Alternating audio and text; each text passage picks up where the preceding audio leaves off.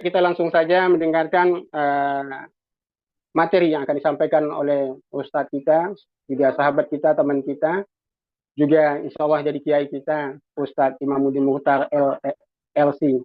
Ya, kepada Ustadz, waktu dan tempat kami persilahkan. Ya, terima kasih Sahatrino dan juga Kang Dadang yang sama-sama kita hormati semua, Ketua Pimpinan Daerah Muhammadiyah, Ayahanda Haji Ali Wartadinata, dan juga segenap para hadirin yang dapat hadir di kesempatan kali ini pada pengajian tarjih pekanan yang rutin kita laksanakan di Selasa malam. Alhamdulillah. Baik. Bismillahirrahmanirrahim. Alhamdulillahirabbil alamin wassalatu wassalamu ala sayyidil anbiya'i wal mursalin wa ala alihi wa ashabihi ajma'in. Rabbi shrah li sadri wa yassir li amri wa hlul 'uqdatam min lisani yafqahu qawli.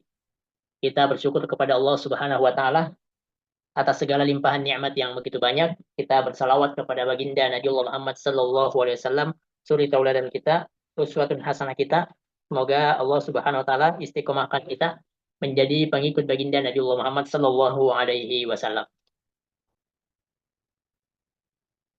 Baik, hadirin dan hadirat, sahabat-sahabat yang insya Allah dimuliakan oleh Allah Subhanahu wa taala. Pada kesempatan malam hari ini kita akan mengkaji tafsir At-Tanwir, jilid yang pertama. Silakan jikalau hadirin dan hadirat ada yang memegang bukunya bisa dibuka di halaman 167. Ya. Ayat surah Al-Baqarah ayat 47 sampai ayat yang ke-53. Baik. Screen-nya kelihatan ya, Sabrina? Ya, baik. Silakan Ustaz.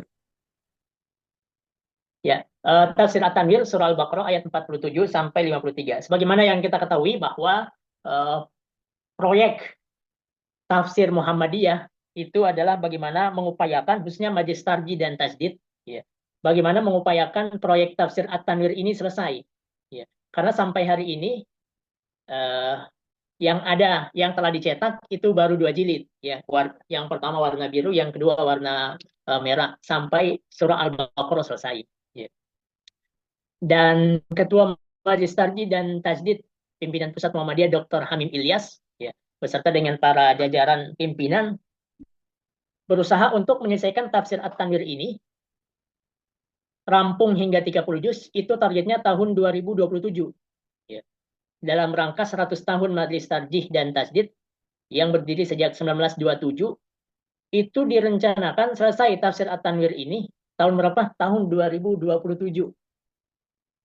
Jadi sekitar 3 tahun lagi. Itulah mengapa 2 tahun belakangan ini, tahun sebelumnya diadakan konferensi Mufassir Muhammadiyah di Solo, ya, dalam rangka mengumpulkan para mufassir Muhammadiyah se-Indonesia untuk sama-sama menulis. Ya. Jadi tafsir At-Tanwir ini adalah tafsir kolektif, ya, dari mufassir Muhammadiyah sama-sama menulis berkumpul di Solo tahun lalu, dan juga tahun ini direncanakan kembali diadakan konferensi Mufassir Muhammadiyah yang kedua di pertengahan bulan Desember, tanggal 13 sampai 15 Desember, yang bertempat di mana ini? UHAMKA, ya. UHAMKA di Jakarta. Tahun 2023 itu penulisan juz yang ke sampai juz yang ke-20. Kemudian tahun 2024 ini direncanakan 21 sampai 30. Supaya tadi target Majelis Tarjih dan Tajdid supaya Muhammadiyah ini memiliki tafsir, ya, secara kolektif sesuai dengan pemahaman Muhammadiyah, maka tadi direncanakan selesai tahun 2027, 100 tahun, ya. Di launching 100 tahun Majelis Tarjih dan Tajdid, pengennya dari pimpinan pusat adalah meluncing tafsir At-Tanwir.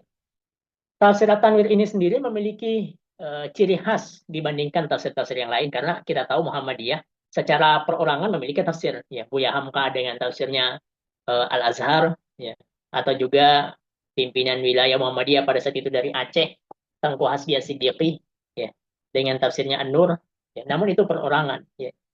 Nah, ciri khas daripada tafsir At-Tanwir ini sendiri adalah membangun 3 etos, dan ini seringkali disampaikan oleh pimpinan pusat Maris Tarjih dan Tajdid Dr. Hamim Ilyas dan juga Prof. Syamsul Anwar juga demikian. Ada etos ilmu, ada etos sosial, ada etos ekonomi. Sehingga kita yang membaca tafsir At-Tanwir membangkitkan etos ini tadi. Ya. Ilmu ataupun sosial ataupun ada ekonomi. Maka pada malam hari ini kita akan membaca surah Al-Baqarah ayat 47 sampai 53. Al-Baqarah 47. Ya. Tema besarnya adalah peringatan bagi Bani Israel. Peringatan bagi Bani Israel. Ya. Kita tahu Al-Baqarah ini adalah surah Madaniyah. Dan Al-Baqarah termasuk daripada surah ataupun ayat-ayatnya itu turun awal-awal di Madinah. Jadi peralihan dari fase Mekah sampai Nabi ke Madinah, disitulah kemudian turun surah ataupun ayat-ayat yang ada dalam surah Al-Baqarah. Artinya kita tahu ketika Nabi SAW berada di Mekah, yang dihadapi adalah kaum kafir.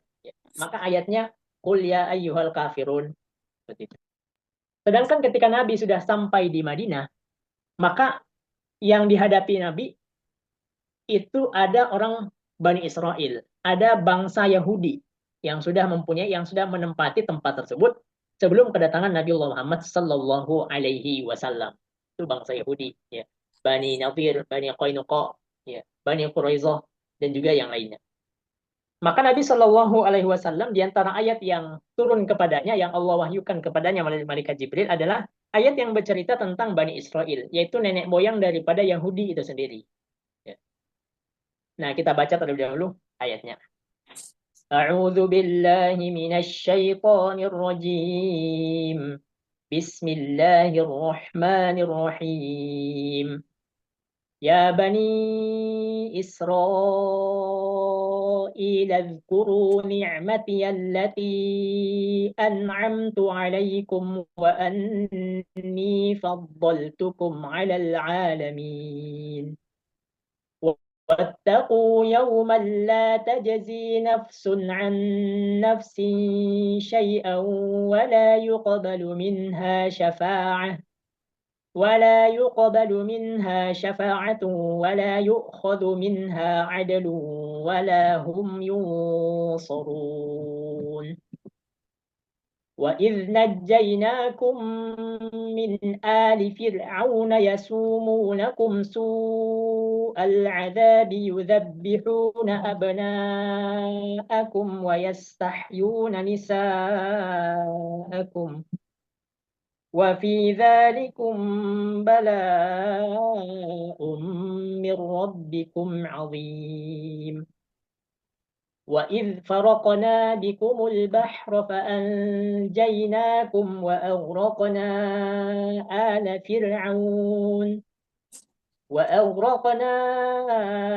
آل فرعون وأنتم تنظرون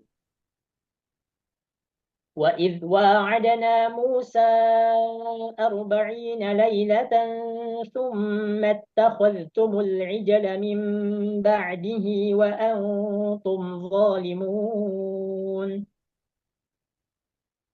ثم عفونا عنكم من بعد ذلك لعلكم تشكرون وإذ آتينا موسى الكتاب والفرقان لعلكم تهتدون.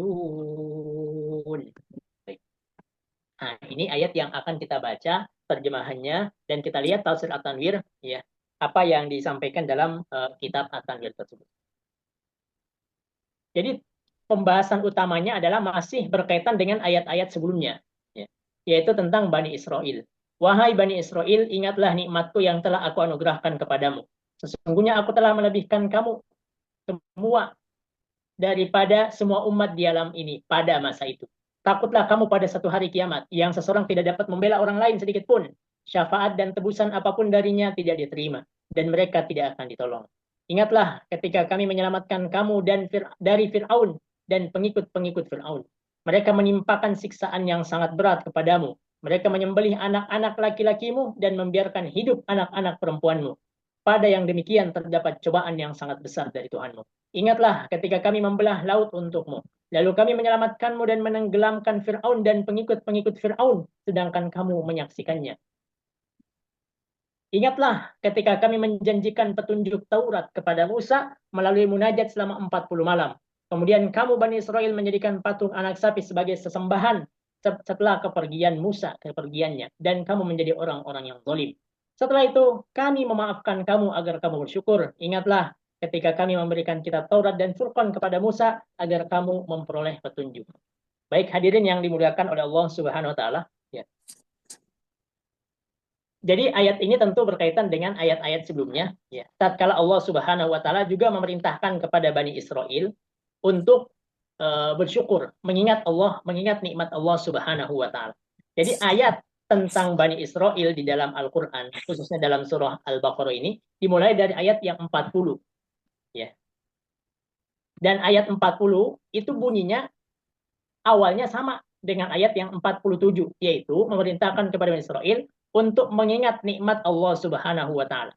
Agar mengingat nikmatnya, dalam ayat di atas maksudnya adalah perintah untuk syukur nikmat. Kemudian kita diberitahu bagaimana kita cara bersyukur. Cara bersyukur kita atas nikmat Allah adalah menggunakan sesuai dengan kehendaknya. Ya. Jadi kita cek, artinya ayat ini tidak hanya berlaku tentunya kepada Bani Israel, tetapi kita pun, ya, diperintahkan untuk mensyukuri nikmat Allah, menggunakan nikmat Allah sesuai dengan kehendak Allah Subhanahu wa taala. Dan tidak dapat kita pungkiri bahwa betapa banyak nikmat Allah yang tidak kita gunakan sesuai dengan kehendaknya, sesuai dengan keinginan Allah, sesuai dengan keridhaan Allah SWT. Namun Allah tidak pernah memutus nikmat itu kepada kita. Walau terkadang beberapa nikmat kita gunakan tidak sesuai dengan kehendak. Lawan daripada syukur akan nikmat Allah adalah kufur. Yaitu dalam surah Ibrahim, ayat yang ke-7 kita sering baca, la in syakartum la azidannakum wa la in kafartum inna adabi lasyadid.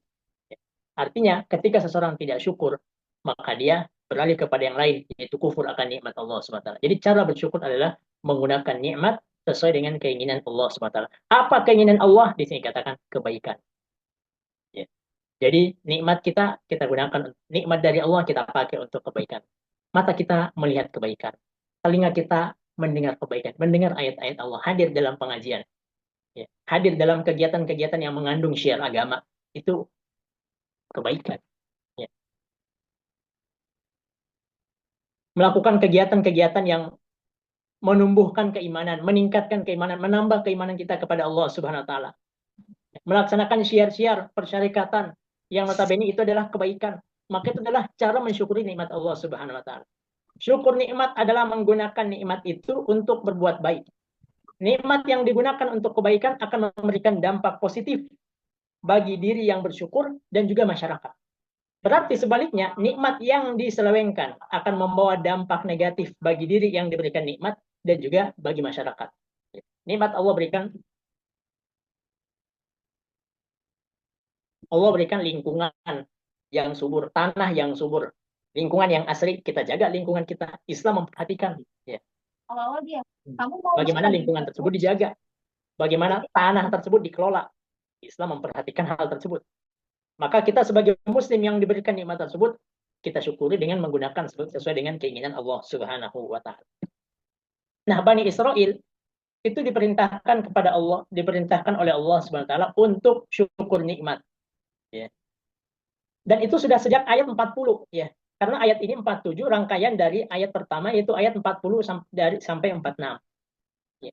Di ayat 40 sampai 46 Allah memerintahkan Bani Israel, dan kita tahu ya, flashback terkait dengan Bani Israel. Bani Israel itu adalah keturunan dari Nabiullah Ya'qub alaihissalam. Israel itu adalah nama lain daripada Nabiullah Ya'qub alaihissalam yang mempunyai 12 keturunan. Salah satu keturunannya adalah Nabiullah Yusuf alaihissalam. Nabi Ya'qub yaitu dari jalur Nabiullah Ishak alaihissalam. Nabiullah Ishak dari jalur Nabiullah Ibrahim alaihissalam. Allah berfirman, "Wa min wara'i Ishaq wa Ya'qub." Setelah kelahiran Nabiullah Ishak, ada kemudian Nabiullah Ya'qub alaihissalam. Ya. Berbeda tentu dengan silsilah nasab Nabiullah Muhammad SAW yang keturunan Nabiullah Ismail alaihissalam. Itulah mengapa ya, Bani Israel, dalam hal ini Yahudi, sangat membenci tatkala Nabi terakhir itu adalah bukan dari kalangan mereka, bukan dari golongan mereka Bani Israel, melainkan dari garis keturunan Nabiullah Ismail alaihissalam. Nah, ayat 40 hadirin yang dimuliakan Allah SWT. Bani Israel itu diperintahkan syukur, ya, mengingat nikmat Allah Subhanahu wa taala dalam rangka menepati janji. Ya. Jadi mengingat nikmat Allah dan menggunakan nikmat tersebut supaya menepati janji. Kenapa? Karena Bani Israel itu dikenal sebagai manusia yang banyak membangkang. Ya. Manusia dalam perjalanan mereka adalah kelompok manusia yang sering menyalahi janji. Ya. Sering menyalahi janji mereka, tidak menepati janji mereka kepada Allah SWT, kepada Nabi Allah Musa AS. Tentu berbeda dengan kaum muslimin, kita diperintahkan untuk menepati janji. Awal surah Al-Maidah, ya ayyuhalladzina amanu aufu bil uqud. Wahai orang-orang beriman, ya, tepatilah janji-janji tersebut. Mengimani Al-Quran, diperintahkan mengimani Al-Quran. Tidak mencampur adukan yang benar dengan yang salah atau menyembunyikan. Mendirikan sholat, membayar zakat, berbuat kebaikan, dan menjadikan sholat sebagai media untuk mengadu kepada Allah dalam mencari jalan keluar dari suatu persoalan. Dengan melaksanakan nilai-nilai itulah mereka akan menjadi orang yang lebih baik, takwa, dan lebih mulia daripada umat-umat lain pada masa itu. Jadi kita ingat, di ayat yang 47 ini, ketika Allah mengulangi perintah bersyukur, maka bersyukur itu wajib dilaksanakan. Nah, di tafsir At-Tanwir dikatakan, ya, bahwa bersyukur itu wajib dilaksanakan. Kita pun, ya, dari sekian banyak nikmat Allah SWT, tak mampu untuk kita kalkulasikan. Secanggih apapun alat yang kita pakai, tidak mampu untuk kita hitung nikmatnya. Ya. Nikmat berkedip, bagaimana hadirin jamaah? Kalau kita tidak diberikan nikmat, kemampuan untuk berkedip, ya, mata kita akan kering, air mata akan kering, mata akan perih, dan seterusnya. Nikmat Allah Subhanahu wa Ta'ala. Walau terkadang mata pandangan kita tidak kita gunakan sesuai dengan keinginan Allah SWT. Namun Allah, alhamdulillah, sampai hari ini masih terus memberikan nikmatnya tersebut. Nah, lantas bagaimana kita melihat perintah untuk bersyukur pada ayat ini? Satu, ya, kepada kepada Bani Israel, pertama pada nikmatnya. Ya. Uzkuru ni'matiyallati, wahai Bani Israel, ingatlah nikmat-nikmatku yang telah aku berikan kepadamu. Yang kedua, pada kelebihan yang diberikan Allah kepada mereka dari umat-umat yang lain pada masa mereka. Jadi dua, ya. Mengapa Bani Israel harus bersyukur kepada Allah SWT? Satu, nikmat Allah banyak diberikan kepada Bani Israel. Nanti disebutkan nikmat-nikmatnya apa saja. Bahkan di ayat-ayat sebelumnya juga nikmat. Bahkan di Al-Baqarah ini sekitar 6 lembar lebih itu menceritakan tentang Bani Israel. Yang isinya diantaranya adalah nikmat-nikmat yang Allah berikan kepada Bani Israel. Yang kedua, Bani Israel itu Allah Subhanahu wa Ta'ala memberikan kelebihan kepada mereka dibandingkan bangsa-bangsa yang ada yang hidup semasa dengan mereka, bangsa Romawi, Persia, dan sebagainya. Ya. Maka di sini di Al-Baqarah ini, kalau kita ingin lihat apa sih nikmat Allah kepada Bani Israel, sebanyak apa dan sebesar apa sih nikmat Allah, bisa dibaca dari ayat 49 ya, hingga ayat 122. Bayangkan, mulai dari pembebasan mereka dari pembersihan etnis yang dilakukan oleh Fir'aun. Ya. Kita ingat, Bani Israel itu awalnya berada di Syam. Karena Nabiullah Ya'qub alaihissalam, ya, itu berasal dari Syam, bertempat di Syam. Kenapa kemudian mereka ada di Mesir? Ya, yang mana Mesir itu dipimpin oleh Fir'aun. Setiap raja yang memimpin Mesir disebut dengan Fir'aun. Ya, karena tadi, kenapa ceritanya? Cerita yang sering kita dengar, ya, dalam Al-Quran disebutkan, mereka mendapatkan undangan untuk datang ke Mesir oleh Nabiullah Yusuf alaihissalam. Ya.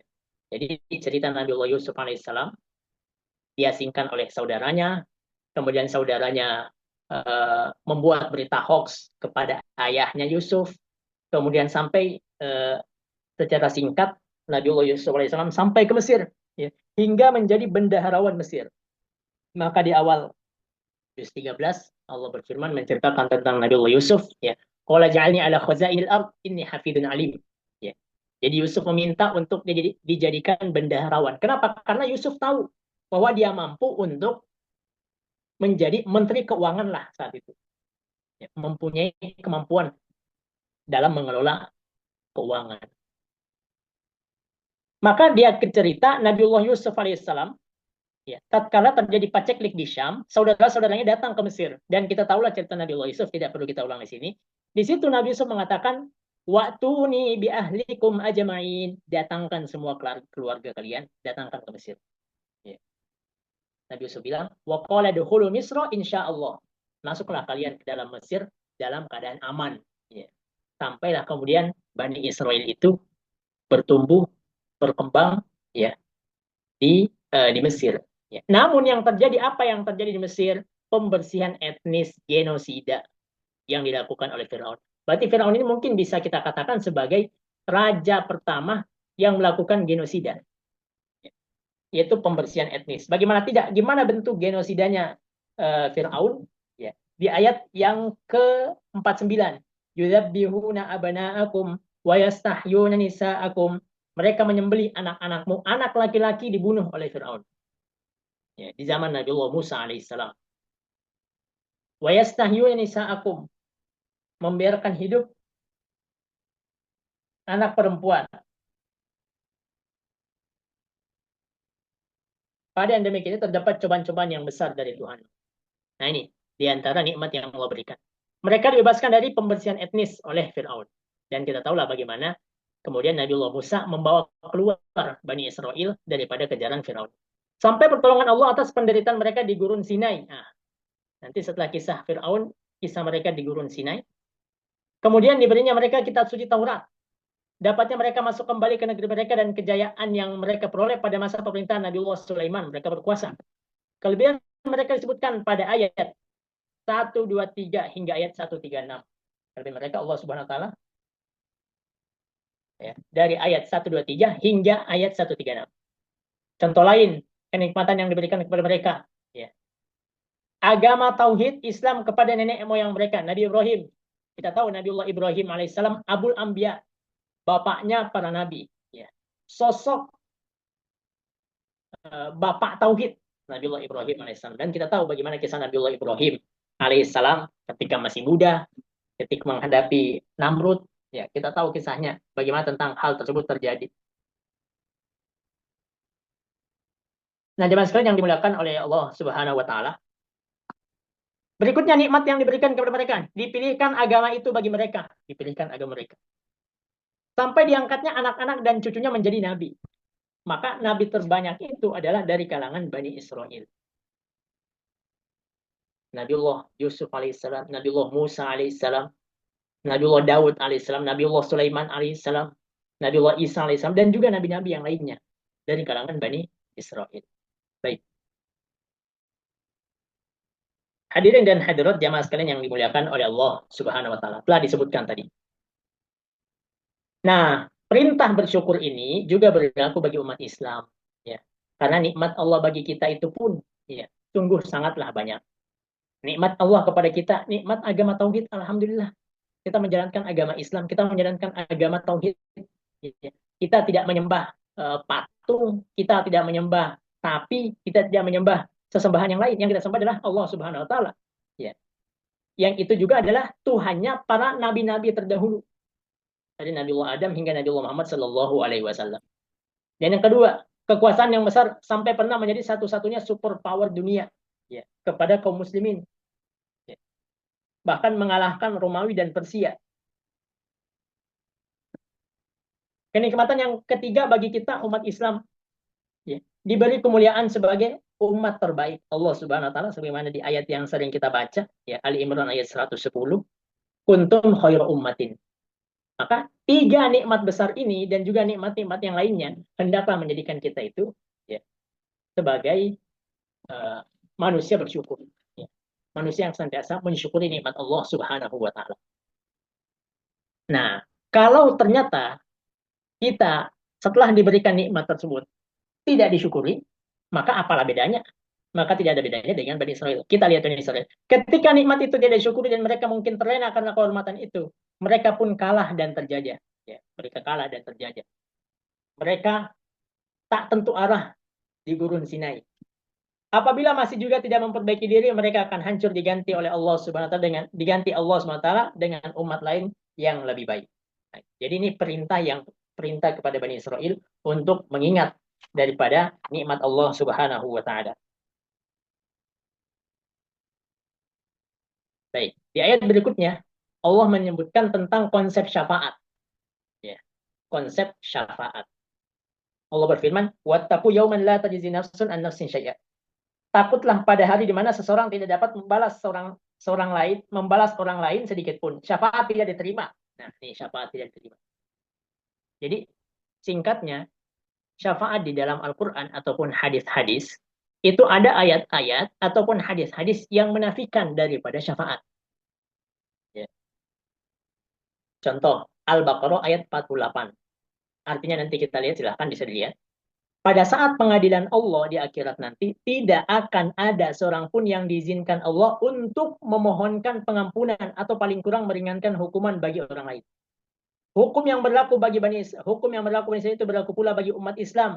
Artinya secara umum manusia tidak boleh lagi meminta pengampunan atau pengurangan hukuman dosanya sendiri ataupun dosa orang lain. Nah, ayat-ayat seperti ini dan juga ayat yang lainnya secara zahir itu menafikan daripada syafaat. Atau dalam surah Al-Mudaththir katakanlah, ya. Surah Al-Mudaththir Allah berfirman, "Fama tanfa'uhum syafa'atus syafi'in." Tidak berguna lagi bagi mereka syafaat dari orang-orang yang memberikan syafaat. Ya. Nah, cuman kalau kita perhatikan ayat-ayat tentang syafaat itu bukan hanya ayat yang secara zahir menafikan meniadakan syafaat. Tetapi kita lihat juga dalam Al-Quran ada ayat-ayat yang jelas secara eksplisit menjelaskan tentang adanya syafaat. Ya, konsep syafaat. Konsep syafaat itu disebutkan di sini. Ya. Syafaat itu berarti pengampunan atau pengurangan hukuman dosa itu sendiri. Itu konsep syafaat. Ya. Artinya seseorang meminta pertolongan orang lain sehingga ia menjadi genap dengannya agar menyampaikan permohonan kepada Allah untuk mengampuni atau paling kurang meringankan hukuman. Pengampunan dari Allah atau meringankan hukuman.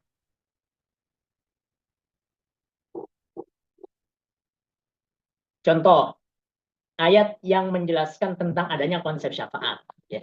Itu dalam surah Saba, misal surah Saba. Ya. Ayat 23.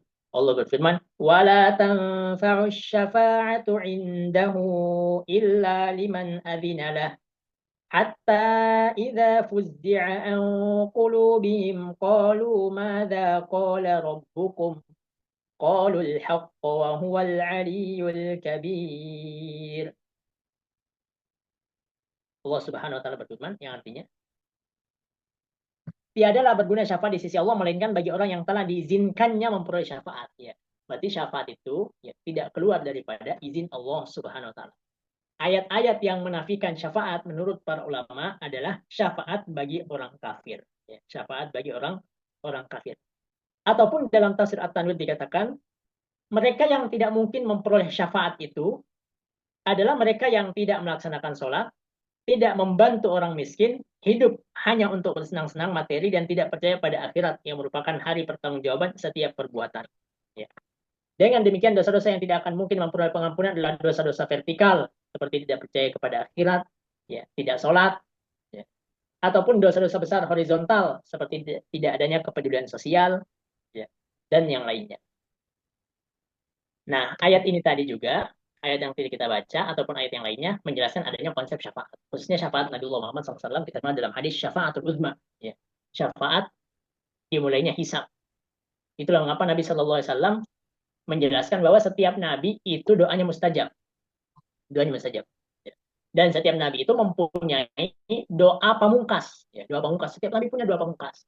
Nah, kata Nabi, setiap nabi sudah menggunakan doa pamungkasnya. Kecuali Nabi Muhammad. Ternyata buat siapa hadirin doa pamungkasnya Nabi? Jadi Nabi nggak pakai.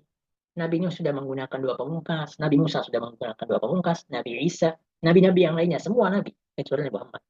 Kata Nabi, wa inni iftaba'tu da'wati syafa'atan li ummati yaumal qiyamah. Aku itu menangguhkan syafaatku, menangguhkan doa pamungkasku, nanti aku simpankan untuk umatku. Aku simpankan sebagai bentuk syafaat bagi umatku pada hari kiamat. Ya Rabb. Ya Allah, ya Rabb. Ya, jadi Nabi tidak menggunakan doa pamungkasnya, ya, dan menggunakan doa pamungkas tersebut nanti kelak. Ya. Untuk siapa? Untuk kita ternyata umat Nabi Muhammad Sallallahu Alaihi Wasallam. Hadirin dan hadirat jamaah sekalian yang dimuliakan oleh Allah Subhanahu Wa Taala. Itulah mengapa sebagai Muslim kita itu tidak hanya bisa mengandalkan konsep syafaat, sehingga membuat kita malas untuk beramal. Itulah mengapa tafsir At-Tanwir etosnya adalah ada etos amal, ya. Ada etos sosial, ada etos ilmu. Maka pada dasarnya Al-Quran itu menuntut manusia untuk berbuat kebaikan dan meninggalkan kejahatan. Faman ya'mal mithqala dzarratin khairan yarah, wa man ya'mal mithqala dzarratin syarran yarah. Ya. Tapi apakah ada konsep syafaat bagi orang Islam? Betul. Ya. Syafaat itu ada bagi mereka, tentu mereka yang beriman, yang khilaf, misal dalam melakukan dosa dia khilaf. Ya.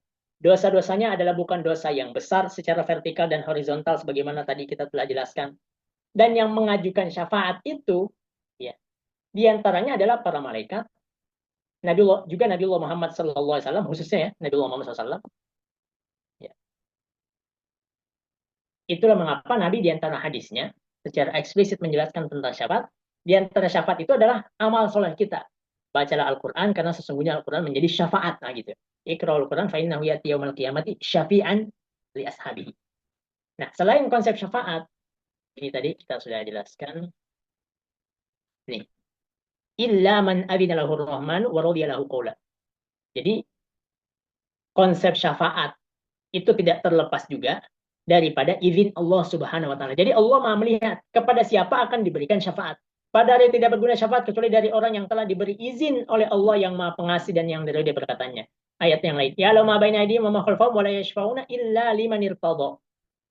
Mereka tidak memberi syafaat melainkan kepada orang yang dia ridhoi dan mereka selalu berhati-hati karena takut kepadanya. Demikian ya, konsep. Jadi konsep syafaat ya itu ada, cuma tidak lepas daripada izin Allah Subhanahu wa taala. Allah Maha mengetahui siapa yang diberikan syafaat dan siapa yang memintakan syafaat. Baik. Kemudian dalam pembahasannya juga disebutkan tentang konsep penebusan dosa. Ya, penebusan dosa. Masih di ayat yang sama, bahwa wala yashfa' wala yuqbalu minha syafa'atun, tidak diterima syafaat, wala yu'khadhu minha adlun, dan juga tebusan tidak diambil. Bayangkan Allah SWT dalam surah Ali Imran ini ayat 41, kalau ada orang kafir mati, meninggal, ya. Kemudian mereka datang menebus daripada dosa-dosa mereka, diterima nggak tuh dosanya? Ya. Innal ladzina kafaru wa matu wa hum kuffar. Sesungguhnya orang-orang yang kafir dan mati dalam keadaan kafir, mereka tetap dalam kekafirannya, maka tidaklah akan diterima, ya, dari seseorang di antara mereka emas, walaupun mereka membawa emas sepenuh bumi, bawa emas sepenuh bumi. Walaupun dia menebus diri mereka dengan emas sebanyak itu, maka bagi mereka itu siksa yang pedih dan sekali-sekali mereka tidak memperoleh penolong. Jadi tidak bermanfaat harta tersebut, tidak bermanfaat apa yang dibawa tersebut, ya, apalagi apabila mati dalam keadaan kufur, waliyahzubillah, semoga Allah jaga kita, istiqomahkan kita dalam iman dan takwa, iman dan Islam, istiqomahkan kita di atas jalan dakwah kepada Allah Subhanahu wa taala. Maka tidak berlaku penebusan dosa, ya, sebanyak apapun yang dibawa. Maka hendaklah harta tersebut, ya, supaya bermanfaat bagi kita infakkan di jalan Allah Subhanahu wa taala, ya, untuk kemaslahatan persyarikatan misalnya, untuk kegiatan-kegiatan syiar Islam yang dilakukan oleh persyarikatan ataupun dalam hal-hal kebaikan yang lainnya. Baik. Allah Subhanahu wa taala kemudian berfirman, ya, di ayat yang 49, wa idh najjaynakum min ali fir'auna yasumunakum su'al adzab yuzabbihuna abnaakum wa yastahyuna nisaakum. Ini Allah ingatkan kepada Bani Israil. Ingatlah wahai Bani Israil, tatkala kami selamatkan kamu dari Fir'aun, yang dimana Fir'aun itu, ya, adalah raja yang sangat zalim, membunuh anak laki-laki kalian, membiarkan hidup anak perempuan kalian, namun selain dibiarkan hidup, waliyadzubillah, ya, dijadikan pelampiasan hawa nafsu. Semoga Allah jaga kita. Wa fidzalikum bala'um min rabbikum adzim. Nah, ini Bani Israil diingatkan, ya. Maka ini juga berlaku bagi Yahudi di Madinah. Jadi seakan Allah, ya, menyampaikan ini kepada Nabi Muhammad SAW. Nabi Muhammad sampaikan ini kepada Yahudi di Madinah. Ingatlah, ya, nenek moyang kalian dulu. Tatkala telah datang firman Allah melalui Nabi Musa alaihissalam, ternyata mereka zalim. Mereka diselamatkan daripada Fir'aun, ternyata mereka zalim. Mereka diselamatkan dari kerajaan-kerajaan yang menyerang mereka, ternyata mereka masih zalim. Bahkan di sini dikatakan, wa idh faraqna bikumul bahra fa anjaynakum wa aghraqna ala fir'aun wa antum tanzurun. Ingat juga Bani Israel, ketika kami belah lautan untukmu tuh, dibelah untuk mereka lautan. Lalu kami selamatkan kamu, ditenggelamkan Fir'aun dan pengikut-pengikutnya, sedang kamu sendiri menyaksikan dari ujung daripada laut tersebut. Di pantai seberang sana mereka menyaksikan kematian Fir'aun dan bala tentaranya. Ya, ternyata apa yang mereka kerjakan? Wa idh wa'adna Musa arba'ina laila. Ternyata mereka ittakhadtumul ijl. Mereka syirik. Mereka bukannya malah bersyukur, ternyata apa sih? Syirik. Ya. Menjadikan patung anak sapi sebagai sesembahan. Kendati telah dengan penyembahan berhala itu, berarti Bani Israel dapat dikategorikan sebagai orang yang zalim, melawan atau menyangga kebenaran. Artinya berbuat dosa kecil maupun besar. Menyembah berhala, Bani Israel dalam hal ini telah melakukan dosa besar. Menyembah. Yang menyelamatkan mereka adalah Allah Subhanahu wa taala. Diselamatkan. Ternyata bukannya mereka menyembah Allah Subhanahu wa taala. Ternyata mereka menjadikan patung anak sapi sebagai sesembahan, syirik kepada Allah. Setelah mereka syirik, dimaafkan nggak mereka? Nah, lihat. Kendati telah melakukan dosa besar, Bani Israel tetap diampuni oleh Allah. Padahal dosa itu seharusnya tidak bisa diampuni. Demikianlah kelembutan Allah agar Bani Israel kembali menjadi orang benar.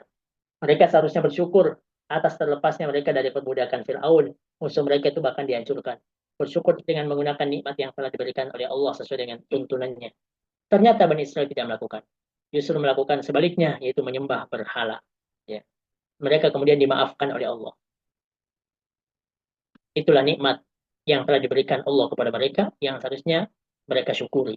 Ya. Jadi kita tahu tadi, di ayat yang pertama, ayat 47, itu diingatkan untuk syukur atas nikmat Allah. Ya. Kemudian disebutkan nikmat-nikmat Allah Subhanahu wa taala, maka di antara bentuk kasih sayang Allah kepada Bani Israel itu, setelah melakukan dosa dimaafkan. Melakukan dosa dimaafkan. Tsumma afauna ankum min ba'di dzalik. Supaya apa? La'allakum tashkurun. Kita pun meyakini hal tersebut dalam diri kita. Kita cek betapa banyak kesalahan kita, kezoliman kita kepada Allah Subhanahu wa taala. Kemaksiatan dosa yang pernah kita perbuat kepada Allah Subhanahu wa taala. Allah Maha melihat, Allah Maha mengetahui kita. Dan berkali-kali juga Allah maafkan kita. Di malam hari Allah menanti orang yang berbuat dosa di siang hari. Siapa yang meminta kepada Allah istighfar, minta ampun, Allah ampun. Di siang hari Allah menanti mereka yang berbuat dosa di malam hari untuk meminta ampunan kepada Allah, Allah ampuni. Kasih sayang Allah SWT. Inna Allah yaghfirul dzunuba jami'a. Sesungguhnya Allah itu Maha mengampuni segala dosa. Maha mengampuni segala dosa.